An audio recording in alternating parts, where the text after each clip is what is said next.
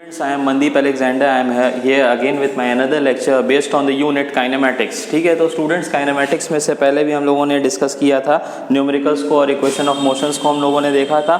अब जो है हमारा जो मोशन इन स्ट्रेट लाइन का जो टॉपिक था वो खत्म हो चुका है। अब हम देखेंगे मोशन इन अ प्लेन। ठीक है, जो हमारा यूनिट 2 जो काइनेमेटिक्स का है वो फर्दर 2 चैप्टर्स में डिवाइडेड है। ठीक है, motion in a straight line जो पहला इसका थर्ड चैप्टर था और जो फोर्थ चैप्टर है वो मोशन इन ए प्लेन है। तो उस मोशन इन ए प्लेन को पढ़ने के लिए हम लोग उसमें देखते हैं प्रोजेक्टाइल मोशन के बारे में देखते हैं। तो प्रोजेक्टाइल मोशन में ये होता है कि अलग अलग इंस्टेंट पे उसके डायरेक्शन जो होता है वेलोसिटी का कंपोनेंट जो होता है वर्टिकल और हॉरिजॉन्टल वो चेंज होता रहता है। ठीक है, मतलब तो उस चीज़ को हम लोग डीपली स्टडी करने के लिए हमें ज़रूरत पड़ती है वेक्टर्स की। ठीक है, किस तरह से हम वेलोसिटी के ओरिएंटेशंस को अलग अलग जगहों पे हम अलग अलग अपने स्पेसेस पे हम दिखाते हैं। तो वेक्टर्स के बारे में हमने इससे पहले भी बताया था कि 2 तरह की फिजिकल क्वांटिटीज़ हैं जिनके बारे में हम डिस्कस करते हैं। एक वेक्टर क्वांटिटी होती है, दूसरी है स्केलर क्वांटिटीज़। ठीक है, तो उसके बारे में हम एक ब्रीफ डिस्कशन देखे थे इससे पहले, पर आज हमें जो पढ़ना है वो वेक्टर्स के बारे में मतलब कि अच्छी स्टडी करना है। ठीक है, तो वेक्टर्स जो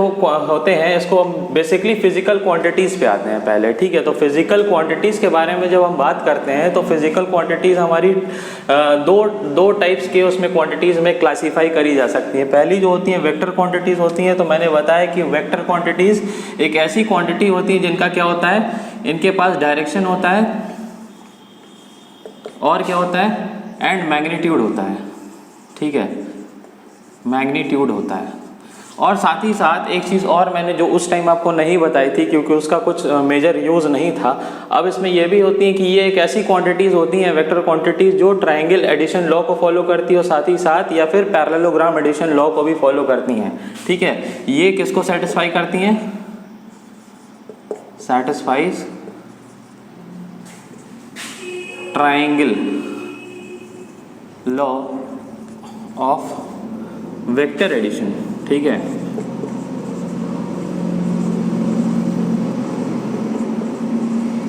और parallelogram law of vector addition. ठीक है, पैरेललोग्राम ऑफ वेक्टर एडिशन। ठीक है, तो ये दोनों लॉ हैं जो इसके वेक्टर क्वांटिटीज़ के होने के लिए ये सेटिस्फाई होना बहुत ज़रूरी है। जब हमारी कोई भी वेक्टर क्वांटिटीज़ हमें दी रहेगी, जब इन दोनों में से किसी एक लॉ को भी सेटिस्फाई कर लेगी तभी हम कह सकते हैं कि वो क्वांटिटी क्या है, हमारी वेक्टर क्वांटिटी है। साथ ही साथ उसका अपना एक मैग्नीट्यूड होता है। ठीक है, यानी कि एक लेंथ। मैग्नीट्यूड के बारे में अगर हम बात करते हैं तो उसको सिंपली हम इसी लेंथ के टर्म में हम उसको जिक्र कर सकते हैं, उस चीज़ को समझ सकते हैं और साथ ही साथ उसका एक एप्रोप्रिएट डायरेक्शन भी होता है। ठीक है, तो मैग्नीट्यूड के बारे में से पहले हम लोग जब देखते हैं तो ये एक एडिशन लॉ है, इसके बारे में हम लोग बाद में देखेंगे। इससे पहले हम लोग उसको थोड़ा सा डिस्कस करते हैं कि what is direction and what is magnitude. ठीक है, तो मैग्नीट्यूड के बारे में जैसे हम बात करते हैं तो मैग्नीट्यूड इज सिंपली लेंथ। ठीक है, किसी भी वेक्टर क्वांटिटी को जब हम डिस्कस करते हैं तो vector quantity with respect to the axes हम डिस्कस करते हैं। ठीक है, यानी कि उसका जो प्रोजेक्शन होता है वो किसी एक्सेस पे, यानी कि हम टोटल जानते हैं कि हमारी 3D तक हम लोगों ने पढ़ा है इससे पहले भी। ठीक है, 1 एक्सेस 1D को देखा है हम लोगों ने, 1D मोशन को देखा है, 2D मोशन को भी देखा है अपने स्टार्टिंग के लेक्चर में काइनेमेटिक्स के, और 3D मोशन को भी देखा है। तो जितने ही मोशन होते हैं उनका एक एक्सेस होना बहुत इंपॉर्टेंट है। ठीक है, जिसमें हम वो उस मोशन को स्टडी कर सकते हैं। तो इससे पहले हम लोग देखते हैं कि उन्हीं एक्सेस के करस्पॉन्डिंग हमारे कुछ यूनिट वेक्टर्स भी होते हैं। ठीक है, वेक्टर्स में ही आता है कि इसका भी वेक्टर क्वांटिटी दिया रहता है तो उसका भी हम किस प्रकार से यूनिट वेक्टर कैलकुलेट करते हैं। तो अभी यूनिट वेक्टर को तुम केवल इस तरह से समझो कि वो एक प्रोजेक्शन है। ठीक है, तो यूनिट वेक्टर सिंपली क्या है, उसके डायरेक्शन को बताता है, हमारे वेक्टर के डायरेक्शन को बताता है। यानी कि वो एक प्रोजेक्शन है कि जिस तरह जिस रेंज में हमारा वेक्टर क्या हो रहा है, प्रोसीड कर रहा है। ठीक है, यानी कि वो हमारा वेक्टर का डायरेक्शन बताता है यूनिट वेक्टर। तो यूनिट वेक्टर्स के बारे में भी अगर हम बात करते हो तो उसमें एक क्लासिफिकेशन 2 टाइप के करे जाते हैं। तो हम अभी सेकंड टाइप ऑफ क्लासिफिकेशन के बारे में आपको बताना चाहते हैं, वो होता है ऑर्थोगोनल यूनिट वेक्टर। ठीक है, तो ऑर्थोगोनल यूनिट वेक्टर ही हमारे क्या दिखाता है, ऑर्थोगोनल यूनिट वेक्टर की हेल्प से ही हम क्या निकाल सकते हैं, इसका हम क्या निकाल सकते हैं, मतलब कि मैग्नीट्यूड और डायरेक्शन के बारे में हम क्या कर सकते हैं, स्टडी कर सकते हैं। ठीक है, तो मान लो हमें कोई वेक्टर दिया है। ठीक है, मान लो हमें किसी 3D प्लेन के बारे में बात कर रहे हैं, यानी कि 3 डायमेंशन फिगर के बारे में हम बात कर रहे हैं। और यहाँ पे हमारा कोई वेक्टर क्वांटिटी दे दिया है, फॉर एग्जांपल मान लो r दे दिया है, ठीक है, एक रेडियस है, एक लेंथ है, ठीक है। तो उस लेंथ का जो प्रोजेक्शन होगा अलग अलग एक्सेस पे अलग अलग होगा। आप देख सकते हैं ये मान लो x एक्सेस है, ये y एक्सेस है, मान लो ये z एक्सेस है, ठीक है। तो इसका क्या है, अपना एक प्रोजेक्शन है, ठीक है, इसका क्या है, अपना एक प्रोजेक्शन है, अलग अलग क्या है एक्सेस पे इसका अपना क्या है एक प्रोजेक्शन है, यानी कि x एक्सेस पे कुछ प्रोजेक्शन है, y एक्सेस पे कुछ, z एक्सेस पे कुछ प्रोजेक्शन है, और साथ ही साथ इसका प्रोजेक्शन कहाँ आ रहा होगा, इस y एक्सेस पे भी कहीं पड़ रहा होगा, ठीक है। इसका प्रोजेक्शन आ रहा होगा इस y एक्सेस पे भी कहीं पड़ रहा होगा। तो हम यही बताना चाहते हैं कि जो डायरेक्शन होता है, यानी कि ऑर्थोगोनल यूनिट वेक्टर्स के बारे में अगर हम बात करते हैं, तो यानी कि उसको हम यूनिट वेक्टर्स को आई कैप, जे कैप और के कैप के टर्म्स में हम रिप्रेजेंट करते हैं। तो बेसिकली जो आई कैप जो हमारा होता है उसको हम, उसकी डायरेक्शन जो होता है हम इसके अलोंग ले लेते हैं, एक्स एक्सिस के अलोंग ले लेते हैं, ठीक है, इसको हम एक्स एक्सिस के अलोंग ले सकते हैं। उसी प्रकार से जो एक और जो यानी कि 3 डायमेंशन फिगर के बारे में हम बात करेंगे, तो टोटल हमारे पास जो यूनिट वेक्टर्स होंगे इस किसी r के करस्पॉन्डिंग, किसी r वेक्टर के करस्पॉन्डिंग, वो हमारे 3 टाइप के होंगे, ठीक है। i वेक्टर भी हो सकता है, और y के करस्पॉन्डिंग हमारा j वेक्टर होगा, और k के करस्पॉन्डिंग हमारा k वेक्टर होगा, ठीक है। तो इस पे क्या है, इसका एक क्या है प्रोजेक्शन है, यानी कि i वेक्टर के अलोंग क्या है, इसका एक वो प्रोजेक्शन है जो कि एक परपेंडिकुलरली लाई करता है, ठीक है, जो x एक्सिस पे ही पड़ रहा है।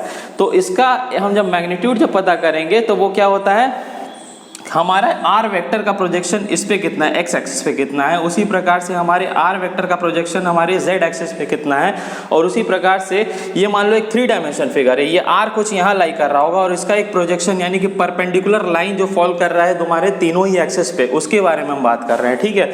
तो जब हम r वेक्टर के बारे में बात करते हैं, तो इसके मैग्नीट्यूड के बारे में जब हम बात करते हैं, तो उसके लिए हमें ज़रूरत है कि हम अपने वेक्टर को आई कैप, जे कैप और के कैप के टर्म में हम रिप्रेजेंट करें, ठीक है। मान लो हमारा r वेक्टर जब है, हमारा कोई वेक्टर क्वांटिटी हमने बताया कि इस तरह से हम उसको रिप्रेजेंट करते हैं, जिसपे हम एक एरो के हेल्प से उसको हम शो करते हैं। तो वो मान लो कोई प्रोजेक्शन इसका जो गिर रहा होगा, यानी कि परपेंडिकुलर लाइन गिर रही होगी अलोंग x एक्सिस, वो हो रही होगी मान लो यहाँ पे a हो रहा होगा, ठीक है। उसी प्रकार से जो इस पे z एक्सिस पे गिर रहा होगा वहाँ मान लो c गिर रहा होगा, और इसी का प्रोजेक्शन जब इस एक्सिस पे गिर रहा होगा तो मान लो कुछ और हो रहा होगा, b पे आ रहा होगा इसका प्रोजेक्शन, ठीक है, इसका जो परपेंडिकुलर प्रोजेक्शन जब गिर रहा होगा इस पे, ठीक है, तो इसमें मान लो b आ रहा होगा। तो हम इसको in terms of this a, b और c हम लिख सकते हैं, और in terms of unit vectors भी हम इस चीज़ को लिख सकते हैं, ठीक है।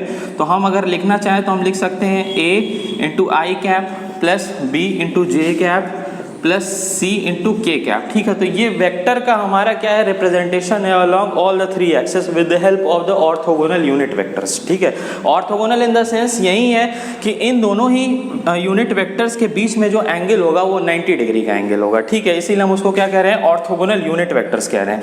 अब हमारे अगर इस r वेक्टर की, यानी कि कोई भी वेक्टर दे दिया गया, मान लो ये वेलोसिटी हो सकता है या मान लो ये डिस्प्लेसमेंट ही हो सकता है, ठीक है, तो उसका जब हमें मैग्नीट्यूड निकालना है तो हमारा सिंपली मैग्नीट्यूड हम इसको ऐसे रिप्रेजेंट करते हैं, ठीक है, या मॉडुलस ऑफ r भी हम इसको कह सकते हैं। तो वो जो होता है वो होता है स्क्वायर रूट ऑफ, वो जो होता है वो होता है square root of a square plus b square plus c square, ठीक है।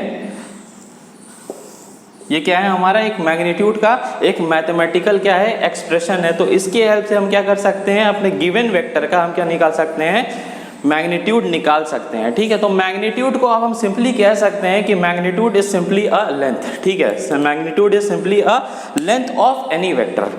अब हमें मान लो बहुत सारे जैसे मैथमेटिकल प्रॉब्लम्स होते हैं उसमें हमें दे दिया गया है,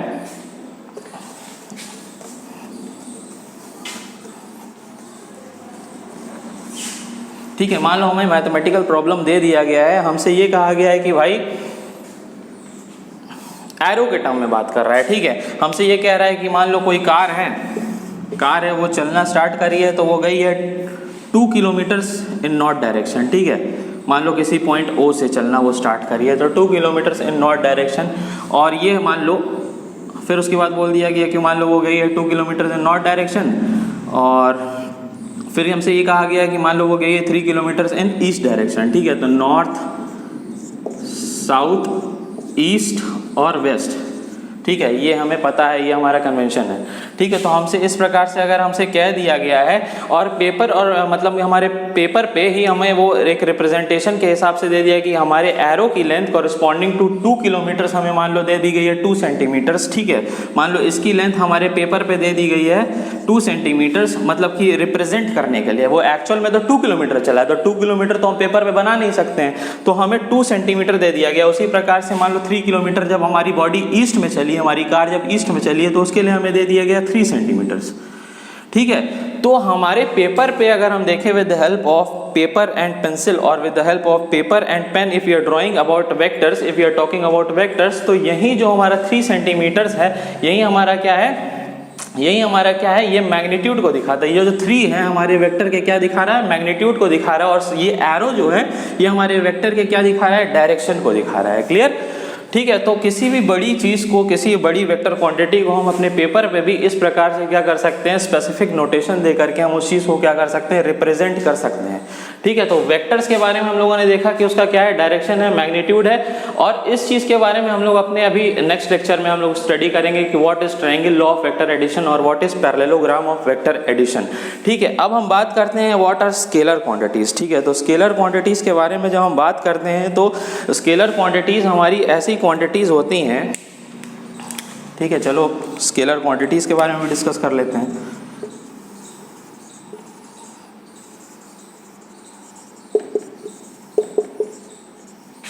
स्केलर क्वांटिटीज एक ऐसी क्वांटिटीज होती हैं कि जिनका मैग्नीट्यूड तो होता है पर उनका क्या होता है, डायरेक्शन नहीं होता है, ठीक है। इनका क्या होता है, मैग्नीट्यूड होता है but no direction, but they don't have any direction,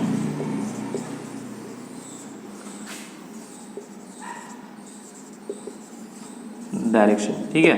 यानी कि इनका मैग्नीट्यूड तो है पर डायरेक्शन नहीं है। साथ ही साथ इनमें हम इसकी बात नहीं करते हैं, ठीक है। हम इसमें ना ट्रायंगल लॉ की बात करेंगे और ना ही हम पैरेललोग्राम ऑफ वेक्टर एडिशन बात करेंगे, ठीक है। ना ही हम पैरेललोग्राम ऑफ वेक्टर एडिशन की हम इसमें बात करते हैं, तो ठीक है। इनका केवल मैग्नीट्यूड होता है।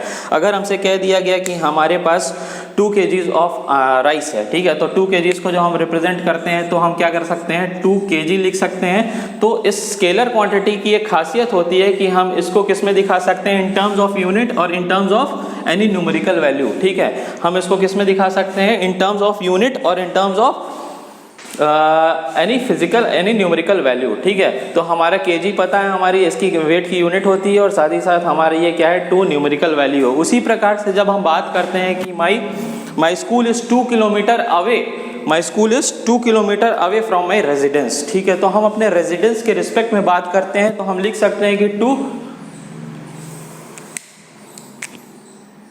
2 किलोमीटर, ठीक है। तो अब इसमें भी देखो तो हम अपने रेजिडेंस की जब हम बात कर रहे हैं तो ये हमारी क्या है, स्केलर क्वांटिटी, जिसमें एक न्यूमेरिकल वैल्यू, दूसरा हमारा क्या है, एक यूनिट है, ठीक है। उसी प्रकार से हम अलग अलग तरीके से बहुत सारे रिप्रेजेंटेशन अपने हम समझ सकते हैं दे करके अपने किसी भी स्केलर क्वांटिटी के लिए, ठीक है। तो ये हमारा थोड़ा सा एक थ्योरेटिकल डिस्क्रिप्शन रहा किसके बारे में, वेक्टर क्वांटिटीज़ और स्केलर क्वांटिटीज़ के बारे में।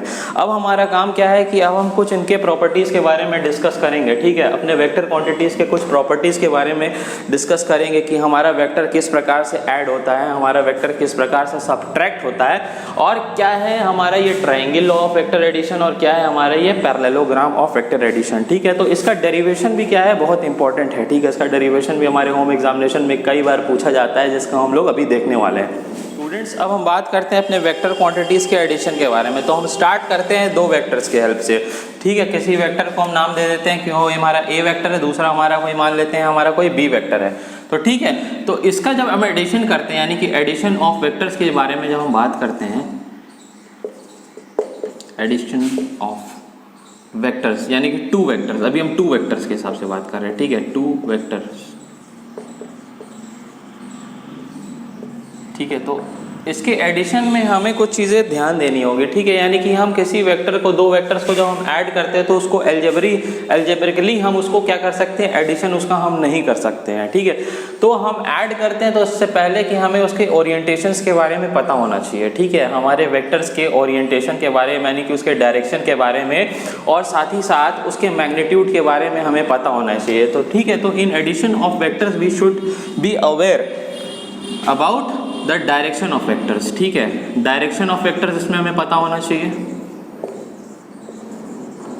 ऑफ टू वेक्टर्स, ठीक है, विच वर टू बी एडेड। ठीक है, और साथ ही साथ हमें क्या पता होना चाहिए, इसके इन दोनों ही वेक्टर्स के मैग्नीट्यूड के बारे में हमें पता होना चाहिए। ठीक है, मैग्नीट्यूड यानी कि length of the vector should be known, should be known. Clear? तो ये दो चीज़ें बहुत इंपॉर्टेंट हैं हमारे लिए। ठीक है, तो चलो हम बनाते हैं पहले वेक्टर्स को, जिन्हें हमें क्या करना है, हमें एडिशन उनका करना है। ठीक है, तो पहले हम बनाते हैं अपने ए वेक्टर को, जिसका इस प्रकार से क्या है, कोई ओरिएंटेशन है और इसका कुछ स्पेसिफिक मैग्नीट्यूड है। ठीक है, उसी प्रकार से देखो ये एक वेक्टर का हमेशा एक इनिशियल पॉइंट होता है और उसका दूसरा क्या होता है, एक एरो हेड होता है। ठीक है, तो एरो हेड में हम देखते हैं कि हमारा जो एरो हेड है हमारे ए वेक्टर का, वहीं से हमारा क्या होना चाहिए, दूसरा ही वेक्टर यानी कि हमारा वेक्टर बी भी स्टार्ट होना चाहिए। ठीक है, और दोनों का ही ऑर्डर क्या होता है, सेम है, यानी कि एक एरो इधर है तो वेक्टर बी का एरो ऐसा नहीं है कि हमने ऐसे बना दिया है। ठीक है, तो एडिशन के लिए इंपॉर्टेंट क्या है कि इधर इनका ऑर्डर भी क्या होना चाहिए, एक जैसा होना चाहिए, और क्या होना चाहिए कि उसके एक के हेड से यानी कि एक के एरो हेड से दूसरे का क्या होना चाहिए, इनिशियल पॉइंट होना चाहिए। ठीक है, ये वेक्टर बी का क्या है, इनिशियल पॉइंट है, वो कहाँ से स्टार्ट हो रहा है, हमारे वेक्टर ए के एरो हेड से स्टार्ट हो रहा है। क्लियर? ठीक है, तो अब जब हम इसके एडिशन की जब हम बात करते हैं तो हमारा जो ये जो मिलेगा, ठीक है, एडिशन के बारे में जब हम बात करते हैं तो हमारा जो सम ऑफ द वेक्टर्स होगा उसको हम, इन दोनों के सम को हम एक वेक्टर आर से रिप्रेजेंट करते हैं। ठीक है, इन दोनों के ही वेक्टर्स को हम किससे रिप्रेजेंट करते हैं, आर से रिप्रेजेंट करते हैं, और जो ये आर वेक्टर होगा वो इस प्रकार से होगा। ठीक है, यानी कि इसके इनिशियल पॉइंट से स्टार्ट हो रहा होगा ए के, यानी कि जो हमारा फर्स्ट वेक्टर है, और हमारे सेकंड वेक्टर के कहाँ जा रहा होगा, एरो हेड पे जा करके उसका एरो हेड क्या हो रहा होगा, ये मैच हो रहा होगा। ठीक है, तो इसको, ये हमारा क्या है, एक रिप्रेजेंटेशन है हमारे फिगर्स का, कि जिससे हम क्या कर रहे हैं, अपने एडिशन को हम शो कर रहे हैं। तो हमारा ये जो आर वेक्टर होता है, ठीक है, ये हमारा जो आर वेक्टर होता है उसको हम किसके फॉर्म में रिप्रेजेंट कर सकते हैं, R is equals to vector A plus vector B. ठीक है, ये हमारा क्या है, आर वेक्टर है। पर देखो हमने अपने फिगर को, जो हमने इस एडिशन को शो किया है अपने आर वेक्टर के लिए, तो हमने किसको फर्स्ट ड्रॉ किया है, अपने वेक्टर ए को ड्रॉ किया है, उसके बाद हमने किसको ड्रॉ किया है, अपने वेक्टर बी को ड्रॉ किया है। ठीक है, तो इसको पहले हम नीचे हम उसको शो कर दें आपको लिख करके, R vector is equals to vector A plus vector B. Clear? अब देखो, अब हमारे एडिशन का जो मोड है, जो तरीका है, वो कुछ अलग तरीके से अभी हम उसको रिप्रेजेंट कर सकते हैं। That only depends upon the figure which we are drawing. ठीक है, तो फिगर में हमने अपने स्टार्ट किया था, पहले ए वेक्टर को ड्रॉ किया था, उसके बाद हमने क्या किया था, बी वेक्टर को ड्रॉ किया था, तब हमें एक सम ऑफ द वेक्टर्स मिला था, वो हमारा क्या था, आर वेक्टर था। पर हम इस केस में ऐसा भी कर सकते हैं कि अपने बी वेक्टर को पहले ड्रॉ कर लेते हैं। ठीक है, अपने बी वेक्टर को हमने पहले ड्रॉ कर लिया। अब इस बी वेक्टर का, ये बी वेक्टर इस बी वेक्टर से कुछ अलग नहीं है। ठीक है, इन दोनों, इसका जो मैग्नीट्यूड है यानी कि इसकी जो लेंथ है वो इसके लेंथ के इक्वल है, और साथ ही साथ जो इसका डायरेक्शन है वो भी इसके डायरेक्शन के सिमिलर है। ठीक है, और हमारा ये क्या है, ये दोनों ही वेक्टर्स क्या है, पैरेलल है। ठीक है, यानी कि पैरेलल है, डायरेक्शन सेम है और मैग्नीट्यूड भी क्या है, सेम है। उसी प्रकार से अब इस सिमिलर मैग्नीट्यूड का, इस सिमिलर डायरेक्शन का हम ए वेक्टर को हम क्या करेंगे, अब इसके एरो हेड से ड्रॉ करना शुरू करेंगे। ठीक है, तो ये हमारा क्या है, वेक्टर ए है, ये कुछ अलग नहीं है। पर अब हम सपोज कर लेते हैं कि हमारा जो सम ऑफ द वेक्टर्स मिला होगा वो कुछ अलग मिला होगा। ठीक है, इसको हम वेक्टर आर डैश से रिप्रेजेंट कर दे रहे हैं। तो अब हम आर डैश को हम क्या लिख सकते हैं, हम आर डैश को हम इस प्रकार से लिख सकते हैं कि नहीं, vector B plus vector A, क्योंकि पहले हमने क्या करा था, अपने वेक्टर बी को ड्रॉ किया था, इसीलिए हमने उसको पहले लिख दिया, और फिर हमारे वेक्टर ए को हमने क्या करा है, बाद में लिखा है। ठीक है, ठीक है। अब हम देखते हैं, हम इस मैग्नीट्यूड की बात करते हैं। ठीक है, यानी कि भाई जब इसका मैग्नीट्यूड सेम है, इसका मैग्नीट्यूड सेम है और दोनों ही पैरेलल हैं, उसी प्रकार से इसका ही मैग्नीट्यूड सेम है, इसका ही मैग्नीट्यूड सेम है और दोनों ही पैरेलल हैं और डायरेक्शन सेम है, तो भाई हम ये नहीं कह सकते हैं कि जो हमारा जो ये सम ऑफ द वेक्टर जो हमारा बना है, इसका भी जो मैग्नीट्यूड होगा वो क्या होगा, इसका मैग्नीट्यूड होगा इन दोनों के ही क्या होगा, सम के बराबर होगा। उसी प्रकार से इसका जो मैग्नीट्यूड होगा क्या होगा, इन दोनों के क्या होगा, मैग्नीट्यूड के बराबर होगा। ठीक है, इन दोनों के सम के मैग्नीट्यूड के बराबर होगा। ठीक है, तो अब हम कह सकते हैं कि भाई हमारा भाई जब RHS वाले का जब मैग्नीट्यूड सेम है तो हम ये नहीं कह सकते हैं कि भाई जो हमारा R डैश है वो हमारे R के भी क्या होगा, इसका मैग्नीट्यूड सेम होगा। यानी कि R हम लिख सकते हैं यहाँ से R is equals to magnitude of R is equals to क्या लिख सकते हैं, मैग्नीट्यूड ऑफ R डैश। ठीक है, लिख सकते हैं कि नहीं हम इस चीज़ को। ठीक है, यानी कि हमारा ये जो है हमारा क्या है, सेम है। या फिर हम सिंपली इसको ऐसे भी लिख सकते हैं कि हमारा R जो है वो हमारा क्या है, R डैश के क्या है, इक्वल है। ठीक है, हम इसको इस तरह से लिख सकते हैं। तो अब हम इसके बिहाफ पे हम ये भी कह सकते हैं, अगर हम इसको इक्वेशन 1 मान लें, इसको इक्वेशन 2 मान लें, तो हम कह सकते हैं कि भाई हमारा, और इक्वेशन 3 के बेसिस पे हम कह सकते हैं कि भाई हमारा जो a प्लस बी है, vector a plus vector b जो है वो हमारा क्या है, vector b plus vector a के क्या है, इक्वल है। ठीक है, तो ये हमारा क्या है, वेक्टर a और vector b is equals to the vector b plus vector a। और यही हमारा क्या है, यही हमारा क्या है, एडिशन ऑफ टू वेक्टर्स है, जिसको हम क्या कह सकते हैं कि हमारा वेक्टर जो है वो क्या कर रहा है, कम्यूट भी कर रहा है। ठीक है, यानी कम्यूटेटिव लॉ फॉलो कर रहा है। तो इसको हम क्या कह सकते हैं अब कि हमारे एडिशन ऑफ टू वेक्टर्स को हम क्या कह सकते हैं कि ऑल्सो फॉलोज कम्यूटेटिव लॉ। ठीक है, या फिर इसको ब्रैकेट में कह सकते हैं कम्यूटेटिव लॉ। ठीक है, हमारे यहाँ पे क्या रहा, ये दोनों ही वेक्टर्स का एडिशन क्या करा, कम्यूटेटिव लॉ को सेटिस्फाई कर दिया। ठीक है, अब जब हम बात करते हैं, ये तो हमारा रहा बात कि किसका, टू वेक्टर्स का बात करते हैं addition of more than two vectors. जैसे पहले हम लोगों ने देखा कि एडिशन ऑफ टू वेक्टर्स। अब हम देखते हैं कि जब हमारे पास दो से ज़्यादा वेक्टर्स दे दिए गए हों तो उस केस में हम एडिशन कैसे कर सकते हैं। ठीक है, तो सबसे इंपॉर्टेंट बात यह है कि हम बताए हैं कि हमें पहले पता होना चाहिए हमारा मैग्नीट्यूड और ओरिएंटेशंस अलग अलग वेक्टर्स का। ठीक है, तो यहाँ हम सपोज करते हैं कि हमें दे दिया गया है 4 वेक्टर दे दिए गए हैं, हमें a वेक्टर दे दिया गया है, b वेक्टर दे दिया गया है, c वेक्टर दे दिया गया है और डी वेक्टर दे दिया गया, और इनको हमें क्या करना है, ऐड करना है। ठीक है, तो हम ए वेक्टर को पहले बनाते हैं और इसी के हम क्या करेंगे, इसी के हम एरो हेड से क्या करेंगे, अपने दूसरे वेक्टर को कंस्ट्रक्ट करेंगे। यानी कि vector A, vector B, vector C, vector C और वेक्टर डी। ठीक है, vector D, this is vector D.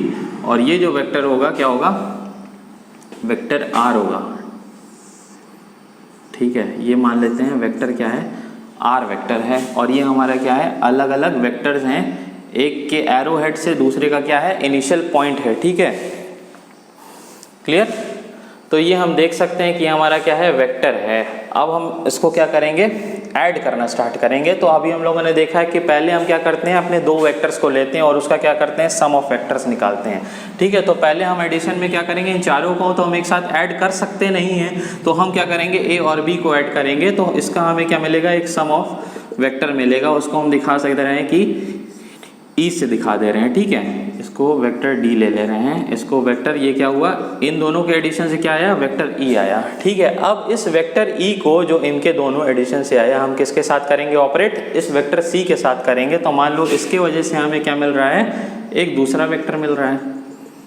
ठीक है, इस वेक्टर का नाम हम क्या दे दे रहे हैं, इस वेक्टर का नाम हम दे दे रहे हैं वेक्टर एफ।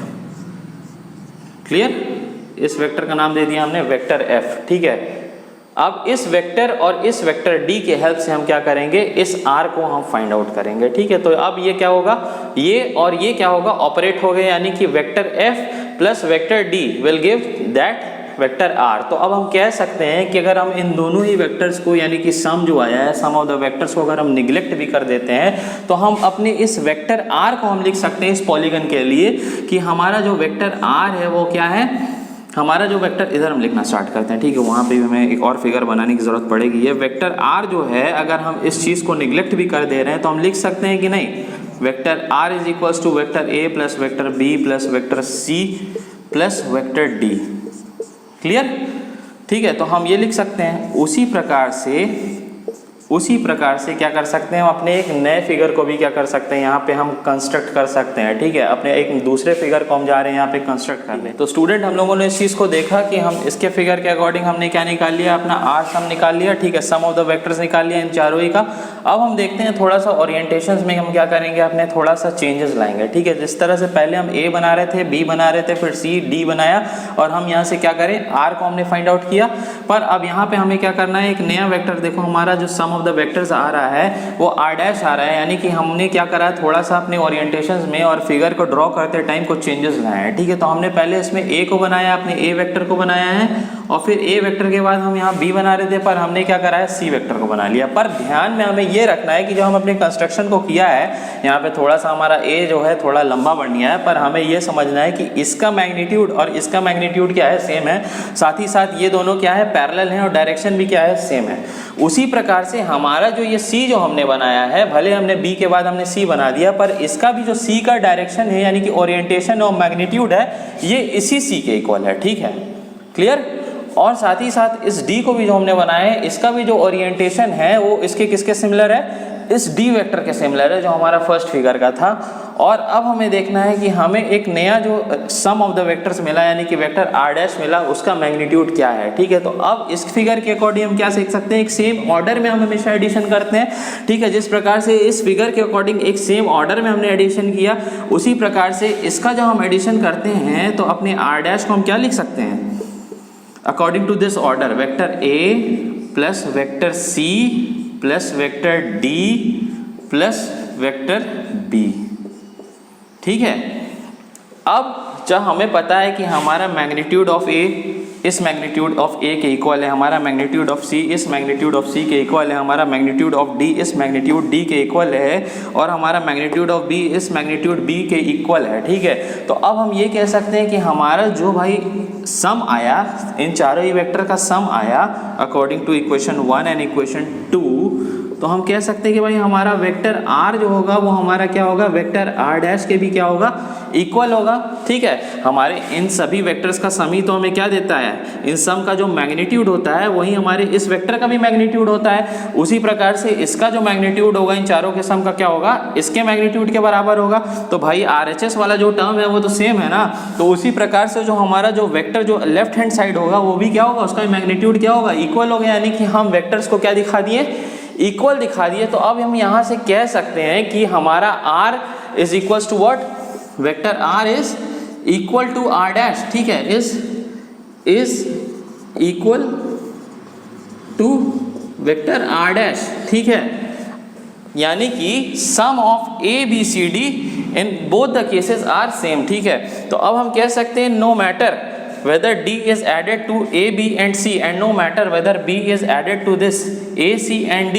ठीक है, R का क्या वैल्यू क्या है, दोनों ही केसेस में क्या है, चेंज नहीं हो रहा है। यानी कि जो लेफ्ट हैंड साइड की क्वांटिटी है वो क्या, उसमें फ्लक्चुएशन नहीं आ रहा है, यानी कि इक्वालिटी का जो साइन है वो क्या कर रहा है, वो फ्लक्चुएट नहीं कर रहा है। तो हम कह सकते हैं कि हमारे ये लॉ क्या है, यानी कि हम इक्वेशन 1 और 2 से हम क्या कह सकते हैं, 1 और 2 से हम यही कह सकते हैं कि हम क्या कह सकते हैं, vector A plus vector B plus vector C plus vector D is equals to what, vector A plus vector C plus vector D plus vector B. ठीक है, इसी को हम क्या कह सकते हैं कि हम यहाँ से अपना एक स्टेटमेंट लिख सकते हैं। ठीक है, हम यहाँ से क्या लिख सकते हैं कि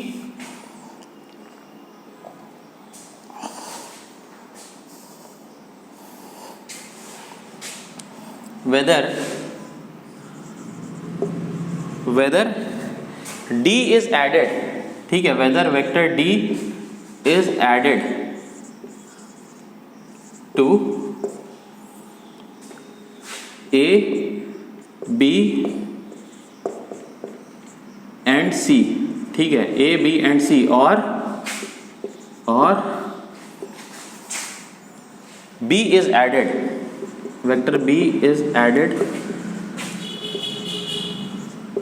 to vector A, C and D।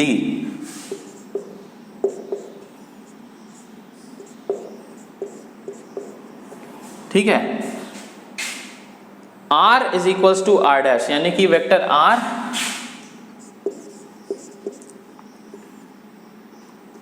magnitude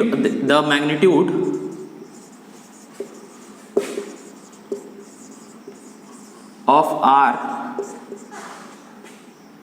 remains equal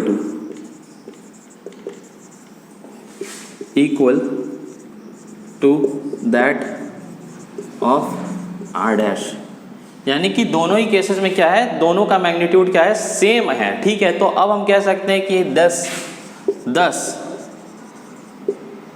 according to equation number equation number 3 इसको दे देना है। ठीक है, एसोसिएटिव लॉ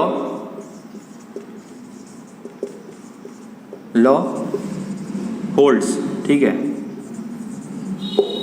यानी कि addition of more than 2 vectors की हम बात करते हैं तो उसमें हम क्या देखते हैं कि हमारा जब भी एडिशन होगा मोर देन 2 वेक्टर्स का तो उसमें क्या होगा, हमारा एसोसिएटिव लॉ क्या होगा, हमेशा होल्ड करेगा। ठीक है, एसोसिएटिव लॉ का सिंपल सा यही मतलब है कि addition of more than 2 vectors. ठीक है, whenever this happens then associative law always takes place.